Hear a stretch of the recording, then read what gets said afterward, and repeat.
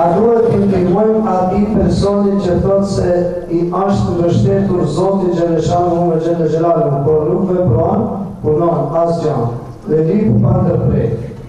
Ta ndihmojmë parefisit. Është haram me ndihmu këtë lloj njeriu. Këtë lloj njeriu që mbështetet tek tjerët pa boshkaqe dhe arsyet është haram. A e di pse? Sepse do të përhapet në mesin e muslimanëve një traditë e keqe dhe e rëndë. Parazitizmi, me fund, parazitizmi, me qenë parazit. Po. Parazitizmi nuk ka vend në mesin e muslimanëve. Për këtë arsye, lypsit që lyp duke pas mundësin me punu, ulemat dhe dietarët kanë thonë është haram me i dhonë. Ngjojeni këtë ngjarje që ka ndodhur në kohën e pejgamberit sallallahu alajhi wasallam. Me argument. Thot njëri prej sahabëve, shkova thot tek pejgamberi sallallahu alajhi wasallam në momentin e kulmit të pasurisë dhe plaçkës së luftës. Dhe i thash, isha unë thot me i shokun tim. Thash o pejgamberi i Zotit na jep. Gjithaj mong. O pejgamberi i Zotit na jep. Ç'a thot? Thot na pa pejgamberi sa nga koka ke komët. Me në pa pejgamberi i Zotit. E ke përshtysh skanerin, e dini kujt e thon skaner? Kur është mund në njëri kalon skaner. Thot na pa nga koka ke komët. Dhe pastaj thot na tha. Gjoni pejgamberin e mëshirës si është përgjigj. Nëse doni tha, ju jap, po nuk e keni halal. Nëse doni ju jap, po nuk e keni halal. Në më thonë, do të jap apo ja? Do të jap. Thot, sepse nuk i lejohet njeriu në këtë gjendje, si që jeni ju të dy, të kërkojë.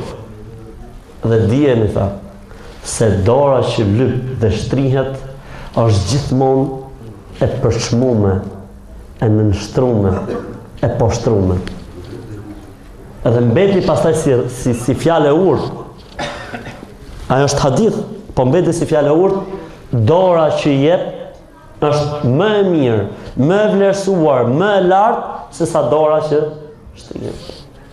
Për këtë arsye pejgamberi i Zotit sallallahu alajhi wasallam tha, ai njeri që lyp pa pas nevojë, do të ringjallet ditën e gjykimit dhe mishi do t'i ketë rënë nga trupi i tij, Zoti na ruaj.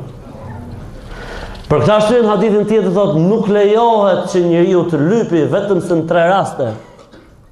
Fatkeqësi, nuk ka mundësi ta zgjidhë problemin, ose nëse dëshmojnë 3 njerëz nga populli i tij se ky njeri me të vërtet meriton që të lypi. Pra çështja e lypjes në Islam jo vetëm që është problem moral, dhe ne e zbukuruam kur tham parazitizmi, po është problem fetar, është haram, është gjunoh. Kështu që këta njerëz nuk duhen ndihmuar. Pa Omer ibn al-Khattab radhiyallahu anhu, një burr që po falej në xhami, mashallah, këtu fal gjithë ditë. Tha Omer, po ky tha se Omer nuk i kaloshin radhiyallahu anhu, nuk i kaloshin gjona të lehtë. Tha po ky tha ku ha e ku pi. Në keni gjuje për teorinë e pastrimit parave? Tha Omer, po kënë që e banë me gjithë? Gjithë ditë duhe falët u lutë, s'po falës për lutë e mund. Gjithë ditën e gjithë natën. Tha, po kjo, tha, ku hanë dhe kupin? Tha në ta, vllai i ti jep.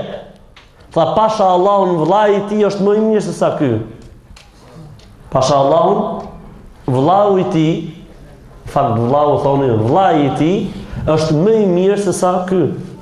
Se më thotë njënë e te po punojmë s'po faleni. Jo, bëhet fjalë për gjonat vullnetare dhe nafile dhe sunetet. Se ka i fjalë duhet populli janë thotë puna është farz. Po farzi, namazit, e po është puna farz.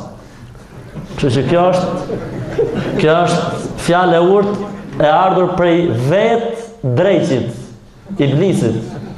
Iblisi na ka pru këtë fjalë të urtë, që thotë puna është farz, me çfarë kuptimi? Me lënë namazin. Se puna farz është, apo themi ne po themi se duhet me qenë parazit, duhet me punu. Amo kjo punë nuk duhet bjerë në desh me urnën e Zotit.